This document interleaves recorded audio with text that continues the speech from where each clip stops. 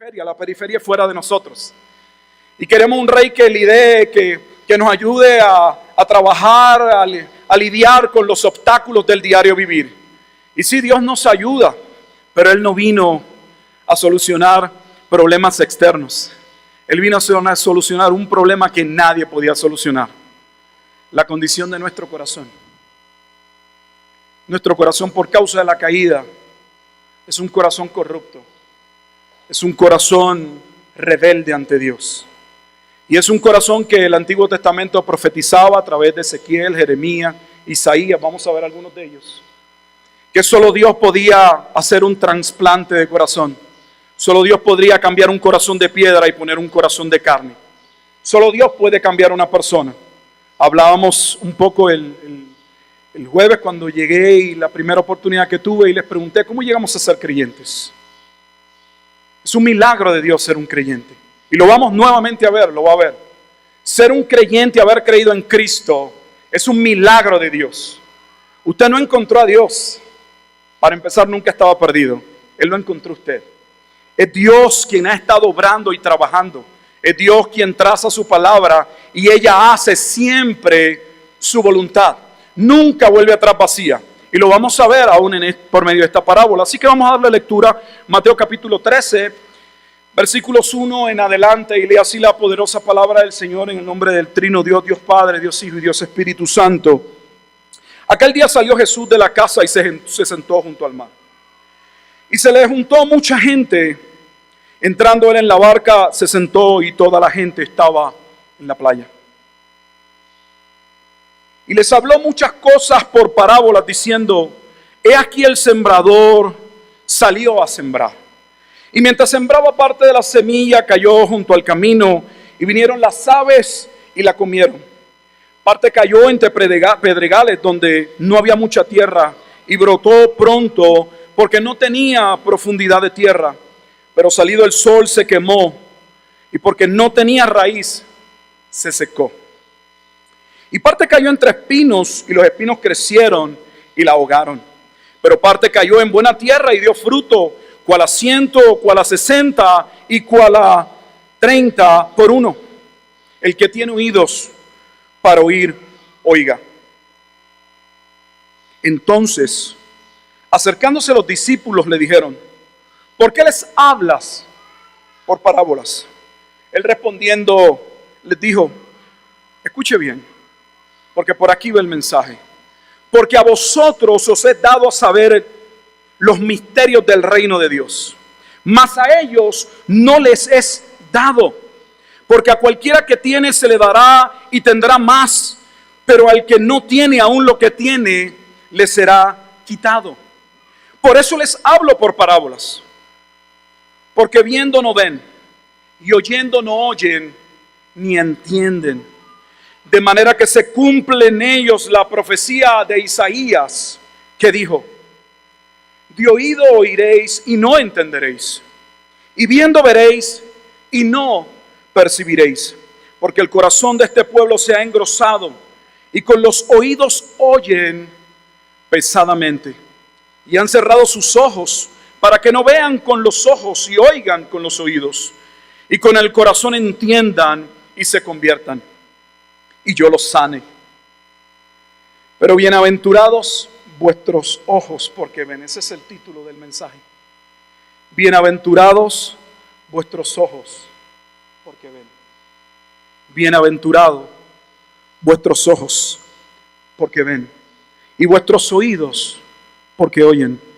Porque de cierto os digo que muchos profetas y justos desearon ver lo que veis y no lo vieron, y oír lo que oís y no lo oyeron.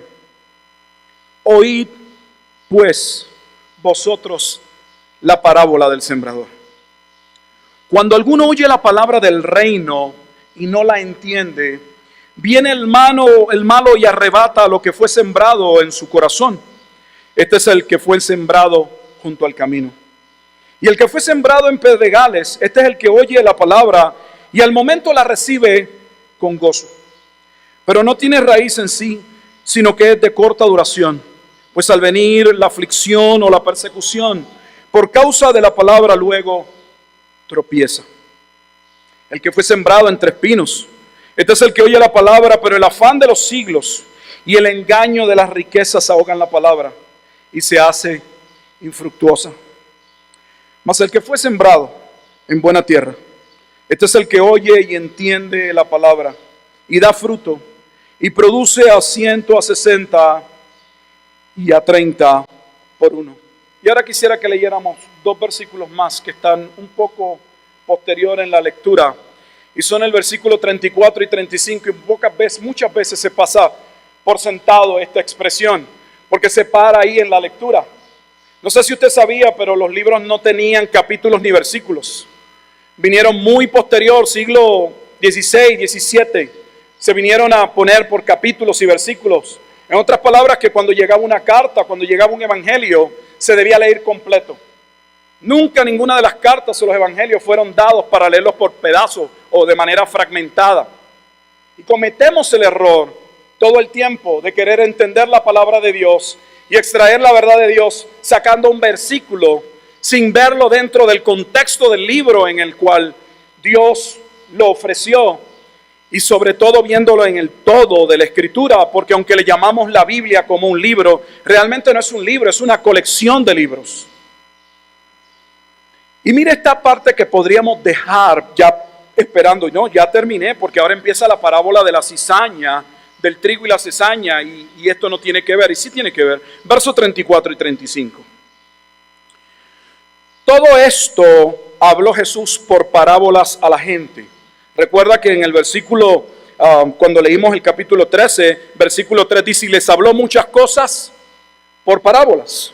Ahora note que dice, y todo esto habló Jesús por parábolas a la gente, y sin parábolas no les hablaba. Hubo un momento dado en el ministerio de Jesús que su enseñanza, su predicación cambió. Y al final de su ministerio se fue su mensaje solo por medio de parábolas, y voy a explicar básicamente por qué. Pero mire, se cumple otra profecía. Dice, para que se cumpliese lo dicho por el profeta cuando dijo, abriré en parábolas mi boca, declararé cosas escondidas desde la fundación del mundo. Entonces los misterios acerca del reino tienen que ver acerca con el plan y el propósito y el designio de Dios trazado desde antes de la fundación del mundo. Básicamente Efesios. Vamos a comenzar porque es una parábola. Porque alguien puede decir, bueno, nos va a hablar de la parábola del sembrador, pero ¿qué es una parábola? Básicamente una parábola es una figura lingüística que tiene el propósito de ilustrar una verdad espiritual por medio de una acción o un evento terrenal. Se hace uso de una ilustración básicamente, de algo en el plano natural que la gente entiende, conoce, vive, con el propósito de asociarla a una idea espiritual, algo que es abstracto, que no lo puedes tocar, que no es tan fácil definir como definir el amor. Todos hablamos de amor. Y usted vería lo interesante que sería si yo les preguntara a cada uno, define amor. Y tendríamos que buscar ejemplos para decir, bueno, amor es esto, amor es que alguien me ayude, amor es... Porque es difícil, es una idea abstracta. Y Dios concretiza o pone de manera clara un principio o su voluntad por medio de una ilustración. Y eso hace en la parábola del sembrador. Hay algo que precede esta parábola que es sumamente importante. En lo que se llama una armonía de los evangelios, aunque difieren dependiendo del autor o comentarista o teólogo que usted busca, cuando hablo de una armonía de los evangelios, ninguno de los evangelistas trató de hacer una narración biográfica exacta de la vida de Jesucristo. De hecho, muchos de ellos ni tan siquiera los eventos, señales o los milagros están puestas necesariamente de manera cronológica. Muchos de ellos más presentan el cuadro para que cumpla con el propósito de la enseñanza. Pero aquellos que han estudiado y tratan de buscar y colocar los eventos tal vez en el orden, ¿verdad?, en que se dieron los sucesos. Casi todas las armonías de los evangelios tienen que el momento que precede, que es antes de la parábola del sembrador, tiene que ver con la hostilidad que se había creado ya en el ministerio de Jesús. Tanto que los fariseos, los saduceos, los escribas que estaban sumamente enojados con él, ya no necesariamente negaban los milagros de Jesús, sino que cambiaron su estrategia y ahora se los atribuían a Belial o a Belcebú. En otras palabras decían, este hombre hace milagros, pero los hace en el nombre del maligno. Dice que independientemente de la hostilidad que se acrecentaba, que aumentaba sobre la persona de Jesús, el ministerio de Jesús estaba allí, llegaban personas de todos lados. Y en un momento dado, dice la Escritura, quiero que vaya conmigo, allí en Mateo capítulo 12, versos 46 al 50, muy importante, porque llega la madre de Jesús y sus hermanos a buscarlo. Y quiero que vea algo que Jesús le dice a sus discípulos, que antecede a la parábola del sembrador y que es importante también a modo de entender la profundidad de la parábola del sembrador. En Mateo capítulo 12, versículos 46 al 50, lee así la palabra de Dios. Mientras él aún hablaba a la gente, he aquí su madre y sus hermanos estaban fuera y le querían hablar. Y le dijo uno, he aquí tu madre y tus hermanos están fuera y te quieren hablar. Hay una gran multitud, dice en el capítulo 13, que se viene acercado, al punto que la parábola del sembrador se da desde una barca. Jesús se tiene que apartar de tierra, la gente está a la orilla del mar o a la orilla de la playa, dependiendo los comentaristas en los evangelios. Uno dice playa, uno dice, por ejemplo, Mateo dice playa, hay otros que dicen, ¿verdad?, que estaban junto al mar. Es el mar de Genezaret, o el mar de Capernaum. Jesús está enseñando y llega su madre y sus hermanos. Y alguien va a avisarle y le dice, oye Jesús, tu madre y tus hermanos están afuera y quieren hablar contigo. Ahora escuche bien lo que Jesús va a decir. Versículo 48. Respondiendo él al que le decía esto, o sea, al que le dio la noticia y le dijo, oye, tu mamá y tus hermanos están allá afuera. Dijo, oiga la pregunta, ¿quién es mi madre y quiénes son mis hermanos? ¿Quién es mi madre y quiénes son mis hermanos? Mira el 49. Y extendiendo su mano hacia sus discípulos, no hacia todos, he aquí, mi madre y mis hermanos. Jesús estaba haciendo una distinción entre la familia carnal, terrenal, y nuestra verdadera familia más allá, con la que vamos a pasar la eternidad, la espiritual. Yo le doy gracias a Dios por mi familia, pero no voy a compartir con todos ellos en la eternidad. Me daría mucho gozo saber que mi papá pudiera estar en el cielo, o mi mamá, pero no es prerrogativa mía, es voluntad divina, es Dios quien ejecuta su soberana voluntad y sus propósitos y van más allá del alcance de mi comprensión. Mi verdadera familia es la iglesia. Y hago una nota aparte porque hay momentos donde nuestras relaciones carnales son más fuertes que las espirituales y eso está bien mal. Mi papá siempre me decía, la sangre pesa más que el agua, y quería decirme con eso que tenía que favorecer más a mi familia de sangre que posiblemente a la familia de la fe. Y yo estoy sumamente claro que Jesús dijo que cualquiera que ame más a padre o madre, a hijos, hermanos, a tíos, abuelos, a quien sea, por encima de mí, no es digno del reino de los cielos.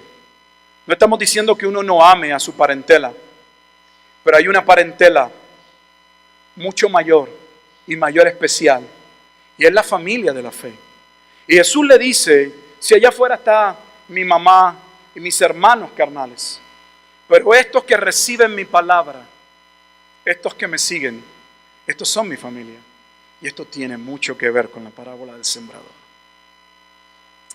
Así que salió, dice aquel día en el versículo 1 del capítulo 13, y salió Jesús de la casa y se juntó mucha gente.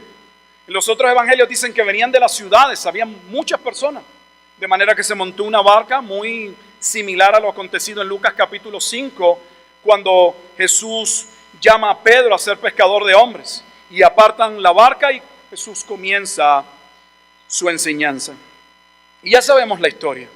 Dice que salió un sembrador y que fue a sembrar la semilla y se encontró con 4 tipos de suelos.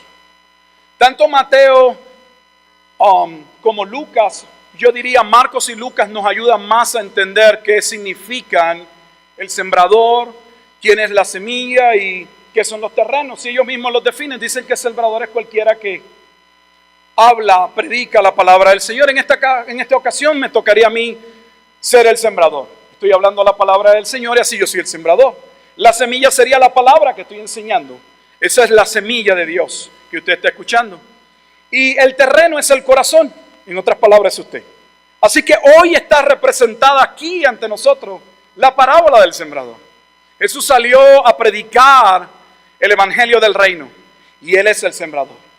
Y el mensaje del reino era la semilla y los terrenos eran los corazones. Y ya vemos que se nos dice que solo un terreno dio fruto, solo un terreno dio fruto. ¿De qué trata realmente la parábola del sembrador? Hay un detalle en las parábolas que nunca debemos perder de vista y perdone que predico como enseñando, pero es que amo la enseñanza, es lo que hago. Las parábolas son muy diferentes a otras figuras lingüísticas como lo puede ser la alegoría. En el caso tenemos una alegoría en Gálatas, cuando se comparan a las 2 primeras esposas de Abraham y se tratan como el pacto de la ley y el pacto de la gracia. En la alegoría, las diferentes ilustraciones o figuras dentro del contenido de la ilustración pueden tener significados diferentes, aunque al final se unen para llevar a cabo un solo mensaje.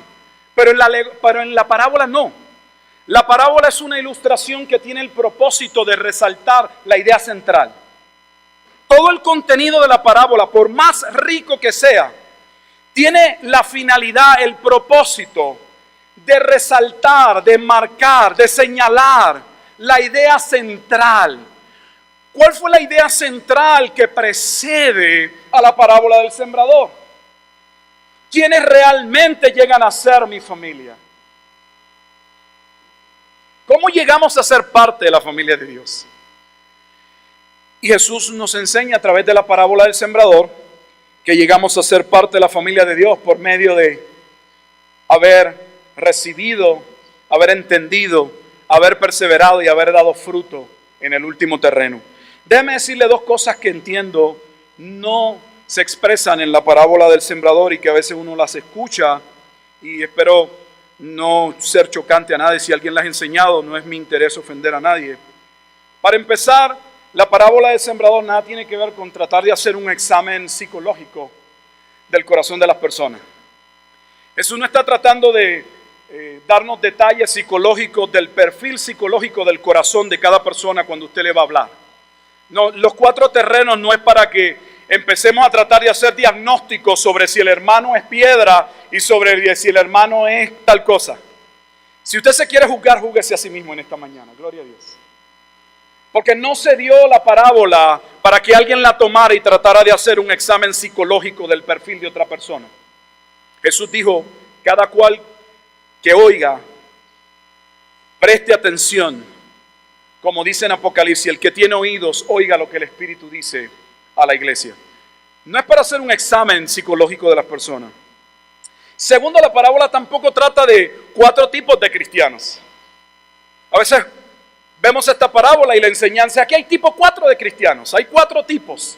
Se representa 4 diferentes cristianos. El cristiano que es medio duro, que no quiere escuchar mucho, que no presta mucha atención y empiezan a atar cada uno de los terrenos a un cristiano. Solo el último es el creyente. Porque el mensaje del reino comenzó siendo predicado a arrepentidos y convertidos, porque el reino de los cielos se ha acercado. Y allí claramente dice que todo árbol que no dé fruto será cortado y echado en el fuego. Por ende, escúcheme bien, no hay manera de que usted sea cristiano y usted no dé fruto. No hay manera de que usted se llame cristiano y no dé fruto. Si usted no da fruto, usted no es cristiano. En mi denominación a la que pertenezco, a los Bautistas del Sur, choco con algunas de las creencias nuestras y del afán desmedido de querer hacer discípulos.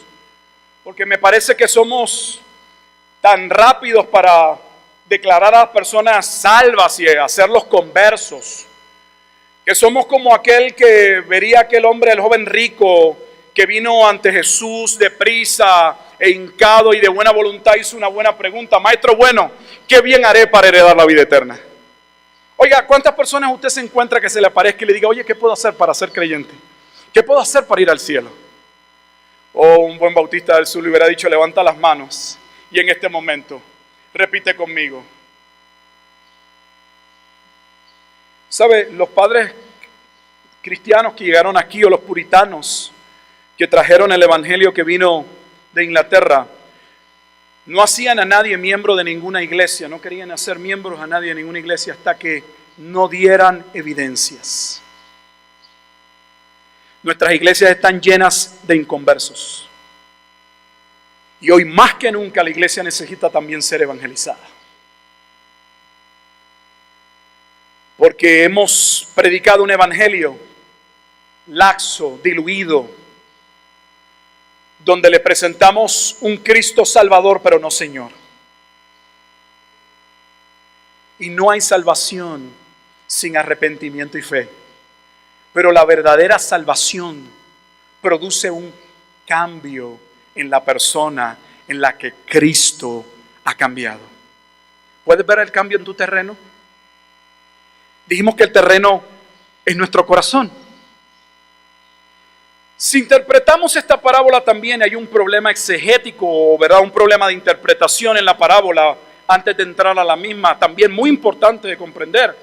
Y es que si sacamos esta parábola sin entender el contenido de otros libros y el contenido general de la enseñanza del Nuevo Testamento, podríamos entender que el buen terreno es una persona que de buena voluntad y de buena gana, él de por sí ya cree en Cristo. Él se le hace fácil, le oye la escritura, él oye el mensaje y él por sí solo toma una decisión por Cristo. De hecho, la escritura dice que el que recibe la palabra y entiende y da fruto es el de corazón bueno y recto, pero hay un problema con ello. No hay ningún hombre antes de la conversión con un corazón bueno y recto. La diferencia en los 4 terrenos, dice la escritura, es que el último terreno es un corazón bueno y recto, que recibe la palabra. ¿Cuándo Dios obra en la salvación? ¿Antes del arrepentimiento o la fe? ¿O luego de nuestro arrepentimiento y la fe y Dios obra? Eso se llama el ordo salutis en latín, el orden de la salvación. En el aspecto del griego, la soteriología, la soteria, la salvación. ¿Cuándo Dios obra? ¿Dios obra antes de que una persona pueda realmente convertirse? ¿O es la persona quien oye el evangelio y habiendo oído toma una decisión según su libre voluntad para venir a ser cristiano? La pregunta es sencilla si la viéramos dentro del marco de la escritura. La Biblia dice con toda claridad que no hay ningún hombre que busque a Dios, que no hay ningún hombre bueno. Por ende, Dios tiene que intervenir. Toda la teología antiguo testamentaria dice que Dios tenía que intervenir para que hubiese salvación. Permítame llevarlo a algunos versículos del Antiguo Testamento para contrastarlos y que usted pueda darse cuenta de que si usted hoy es un creyente es porque Dios intervino en su vida, preparó el terreno para que usted pudiera recibir la palabra de Dios. Es un milagro la salvación. Vaya conmigo a alguno de los profetas y quisiera llevarlo a uno de ellos inmediatamente, profeta Jeremías, para ver cómo la Biblia describe el corazón, la actitud del hombre en su estado natural, caído. Jeremías capítulo 13, versículo 24. De hecho, déjame decirle algo más con relación a lo que vamos a leer. Estos profetas dirigen su mensaje básicamente hacia el pueblo de Israel. ni tan siquiera están dirigidos hacia los inconversos, por así decirlo. Y aún se diagnostica el corazón propio del pueblo de Israel como un corazón depravado, como un corazón endurecido, como una casa rebelde, como alguien que necesita primero la intervención de Dios a modo de que pueda existir la posibilidad de salvación. Jeremías capítulo 13, versículo 24 dice así: ¿mudará el etíope su piel y el leopardo sus manchas? La persona etíope, es una persona de tez oscura o negra. Una persona de color oscuro, trigueño, cambiarse el color. Pues la contestación sabemos que es no, a menos que haya sido Michael Jackson. Porque alguien puede decir, sí, yo conozco un ejemplo, hubo un ejemplo, Michael Jackson. No, ¿puede el leopardo cambiar sus manchas? Es parte de cómo Dios lo formó y lo creó y la distinción que Dios le dio por ser un leopardo. Ahora, mire lo que dice. Así también podréis vosotros hacer el bien estando habituados a hacer el mal. Si la contestación de la pregunta de si este hombre podía cambiar su piel o el animal podía cambiar el color de su piel es no, la segunda contestación es la misma. ¿Puede el hombre hacer el bien estando en la condición o atestado a hacer solo el mal? ¿Puede hacer el bien por sí solo? No. Dios creó un hombre a su imagen y semejanza, y no me malinterprete. Dios puso su imagen y semejanza, y dice el libro de Eclesiastés que Dios creó un hombre recto, pero los hombres buscamos apartarnos de Dios. La caída no solamente tuvo efectos sobre Adán y Eva, tuvo efectos teológicamente hablando sobre toda la humanidad. Todos estamos infectados, si quiere verlo de esa manera, o nuestra naturaleza es una naturaleza carnal, pecaminosa. Somos dados desde la infancia a ser rebeldes. Así que quítese la idea de que los niños son muy buenos. Llevan en sí desde el principio la mancha de la maldad. Se roban, se dan, hacen todo en grados menores. Tal vez no lo hacen como el adulto con la intención, con la premeditación, con la alevosía. No lo hacen queriendo hacer el daño, pero lo hacen. Están allí, por eso la Biblia dice que debemos corregirlos. Por eso la Biblia habla de que la vara y la corrección enderezarán al muchacho. Y la Biblia nos llama, dice que el niño desde su infancia, su corazón es insensato. Él se aparta y es nuestra responsabilidad guiarlos en la verdad. Porque no son angelitos que luego se le van cayendo las plumas y se convierten en diablitos. Nacemos con la tendencia a rebelarnos, y eso no creo que deba explicarlo mucho porque usted sabe de lo que hablo. Todos nos hemos rebelado y nos rebelamos contra Dios. Todos. Dios comienza a trabajar con el profeta para que entendiera la condición del pueblo. O sea, este es el diagnóstico para luego dar ¿qué? El tratamiento. Usted tiene primero que encontrar la causa de origen para luego poder saber cómo va a tratar o cómo va a corregir.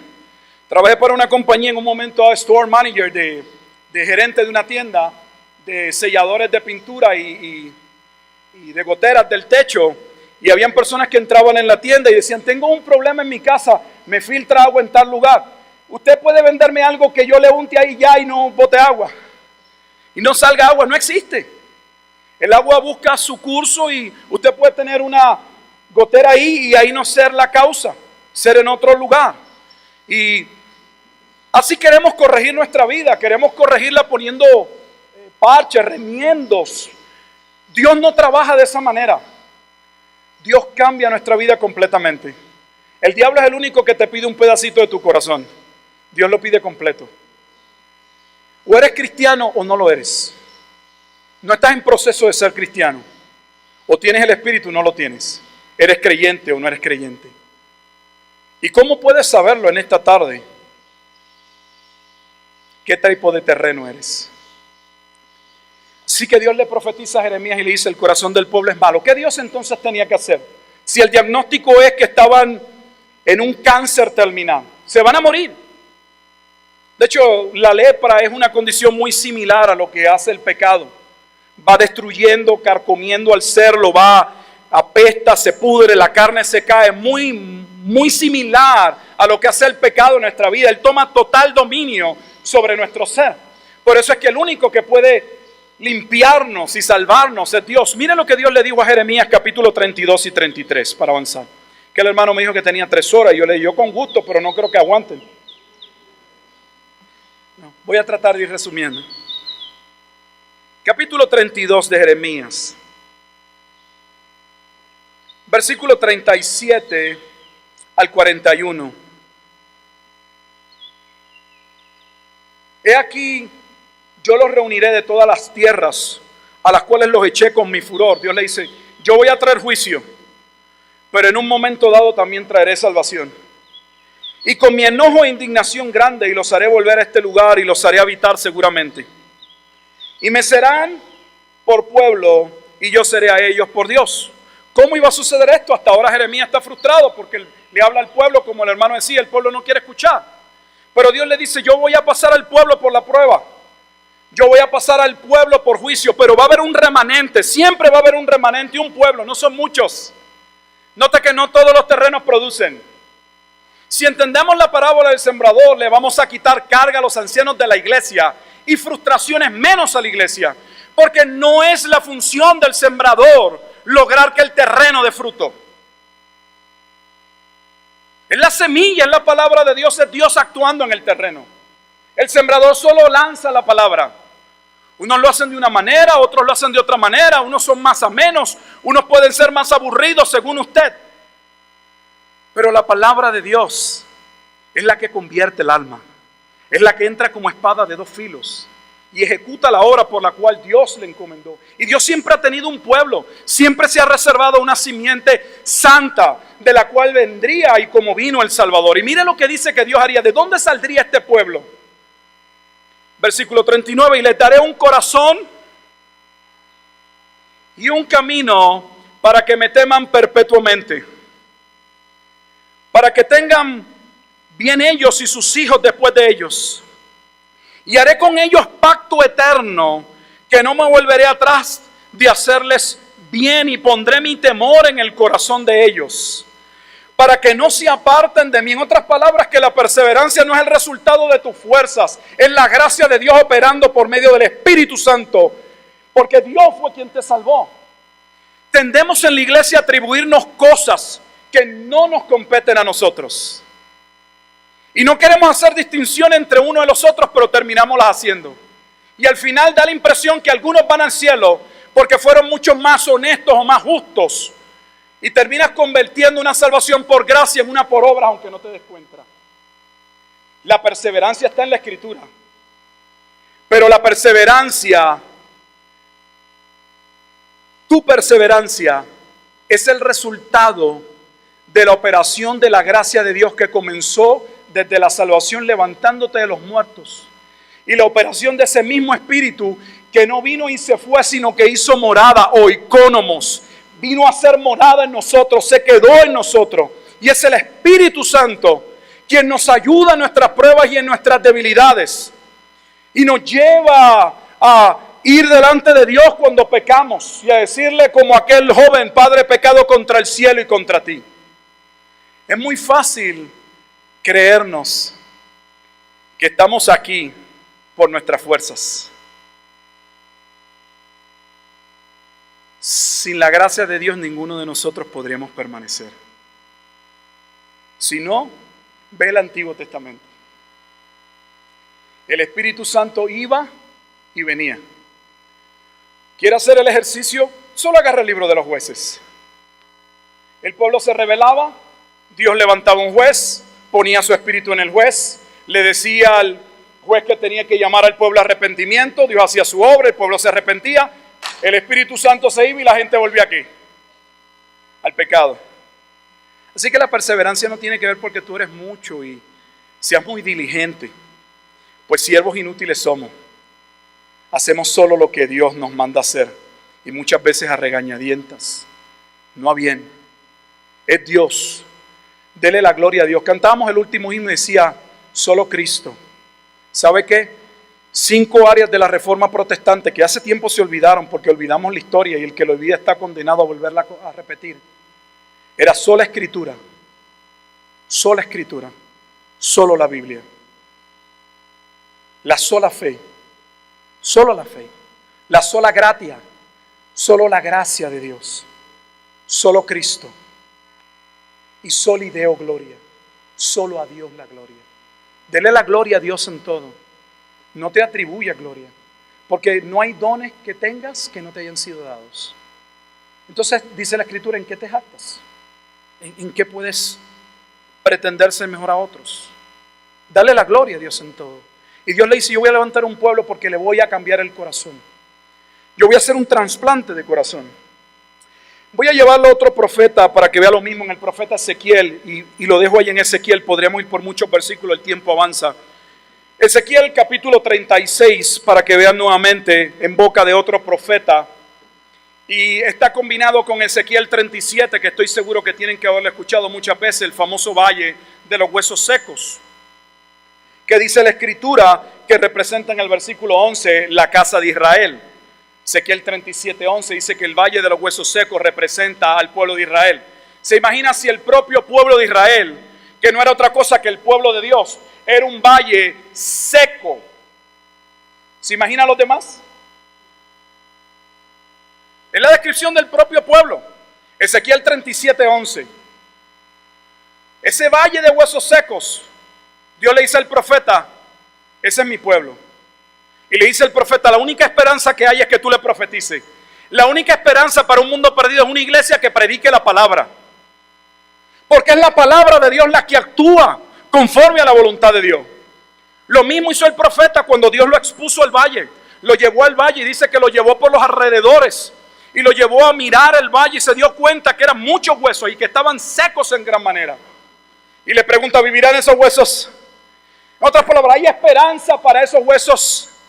Pero primero, para entender si hay esperanza, lo primero que usted tiene que entender es cuál es la condición en que se encontraban. Estaban dead, muertos. Hasta donde yo tengo entendido, y me puedo equivocar, los muertos no pueden hacer nada. Los muertos no pueden cooperar con Cristo en la salvación. Los muertos necesitan un milagro de la gracia de Dios. Dios tiene que primero resucitar al muerto para que el muerto pueda responder. Note que Jeremías le dijo, yo le pondré un corazón nuevo y como resultado de ese corazón me van a buscar. No es ellos me van a buscar y yo le voy a poner el corazón. Tenemos la tendencia a poner la carreta al frente y los caballos atrás. El hombre toma la decisión y luego Dios actúa. No funciona de esa manera. Dios actúa primero. Siempre. Porque dice la Escritura en Efesios que Dios lo hizo de esa manera para que nadie, absolutamente nadie, se jacte ante su presencia. No, lo que pasa es que yo tomé una mejor decisión que mi vecino. Él no era tan inteligente, yo por lo menos. La de Corintios capítulo 2, versículo 14 dice, que el hombre natural no percibe las cosas que son del Espíritu. Porque se han de discernir espiritualmente, él no las entiende. Entonces, si no las entiende, ¿cómo puede creer? ¿Cómo puede venir a Cristo si el mensaje para él es tonto, es aburrido, no tiene sentido? ¿Cómo puede venir a Cristo?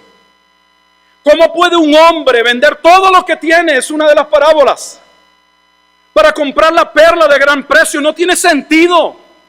¿Quién va a abandonar lo que ama, lo que le apasiona, lo que le gusta, para ir a seguir a Cristo? Yo le voy a decir cómo eso sucede cuando Cristo toca un corazón. Por eso usted lee los evangelios y va a notar que cuando era Jesús quien llamaba a las personas, ven, sígueme, la gente respondía.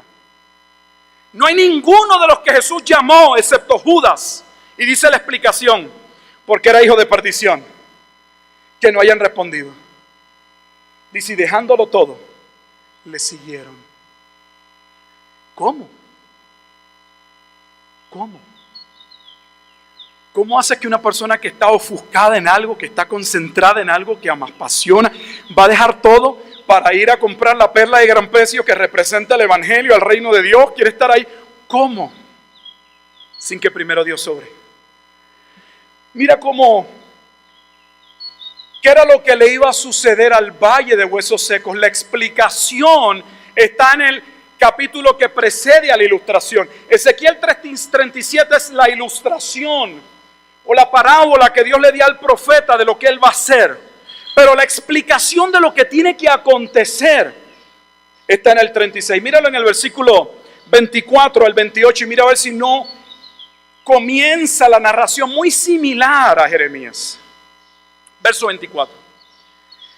Y yo os tomaré de las naciones y os recogeré de todas las tierras y os traeré a vuestro país. Muy similar a cómo comenzó el versículo que leímos allá en Jeremías. Ahora voy a seguir leyendo, pero quiero hacer una nota porque estoy seguro que muchos lo saben, otros no lo van a ver. Del versículo 25 al versículo 27 es la explicación que Jesús le da a Nicodemo. La doctrina del nuevo nacimiento o la regeneración no es una doctrina nuevo testamentaria. Es una doctrina antiguo testamentaria. Porque Dios ya había profetizado que sin la intervención de Dios en el corazón, sin que Dios limpiara el corazón, sin que Dios pusiese su espíritu, si eso no pasase, no había vida. Dios tenía primero que actuar para que hubiese vida. Mira cómo lo dice. Esparciré sobre vosotros agua limpia y seréis limpiados de todas vuestras inmundicias. Fíjense que ellos no están limpios porque ¿para qué le va a echar agua para limpiarlo? Ellos están sucios al momento en que son limpiados. Vosotros estabais muertos en vuestros delitos y pecados. No nos limpiamos y Dios nos hace aceptos. No tratamos de hacerle agradable a Dios y luego dice, bueno, sí, hay ciertas personas que cuando lleguen a tal grado yo sí los puedo aceptar. No, no funciona de esa manera. Ninguno de nosotros merece ir al reino de los cielos. Y ninguno de nosotros podemos hacer absolutamente nada para merecer entrar al reino de los cielos. Solo la gracia y la misericordia de Dios actuando puede salvar. Y a mí me da tristeza porque muchos cristianos no lo entienden, no lo ven. Por eso su salvación la toman como cualquier cosa. Porque piensan que está a merced y a disposición de cualquier persona. Y no se sienten privilegiados, no se sienten agraciados. No le dan gracias a Dios por el milagro de haberlos levantado de los muertos. Es un milagro que uno vaya a la casa del Padre y le diga, Padre, he pecado contra el cielo y contra ti, sabiendo que uno merece la muerte. Y este joven solo decía, cuando me llegue a casa de papá, cuando me acerque a casa de papá, yo sé que yo no lo merezco, pero le voy a pedir que me trate como un jornalero. Tú ni yo ni tan siquiera merecíamos ser tratados como jornaleros, porque la paga del pecado era muerte. Cuando tú entiendes tu condición real frente a Dios de pecado y entiendes lo que eres hoy en Cristo, tu vida cambia. Porque entonces la gracia te lleva a vivir para Dios. La gracia no te lleva al pecado. Por eso Pablo dice en Romanos 6, perseveraremos pues en el pecado para que la gracia abunde en ninguna manera. Pues los que hemos muerto al pecado, ¿cómo viviremos aún en él? La gracia no le dio a Pablo libertad, oportunidad para el pecado, todo lo contrario. La gracia lo llevó en 2 de Corintios capítulo 5. Por allí dice, no recuerdo el versículo, dice que el amor de Cristo nos constriñe. Me aprieta pensando esto, que si uno murió por todos, luego todos murieron para que los que viven ya no vivan para sí, sino para aquel que su vida dio por ellos. ¿Y qué de Gálatas 2:20? Con Cristo estoy juntamente crucificado y ya no vivo yo, mas vive Cristo en mí. Era la gracia de Dios. Pablo se sentía inmerecedor. En una de sus cartas pastorales dice que yo soy el más bajo, pequeño de todos los hombres. Se consideraba el más pecador. Hay algunos que nos creemos muy grandes y tenemos orgullo. La gracia nos hace humildes, porque no había nada que pudiéramos usar en nuestra cuenta para pretender alcanzar el favor divino. Y Dios le dice, esparciré sobre vosotros agua limpia y seréis limpiados de todas vuestras inmundicias y de todos vuestros ídolos, porque adoraban ídolos, os limpiaré. Mire lo que dice, os daré corazón nuevo y pondré espíritu nuevo dentro de vosotros. Mire que todo lo que Dios tiene que hacer, ¿con qué propósito? Mira ahora cómo dice. Y haré, versículo 27, y pondré dentro de vosotros mi espíritu y haré, ¿quién lo hace? Haré, ¿quién? Dios, no tú.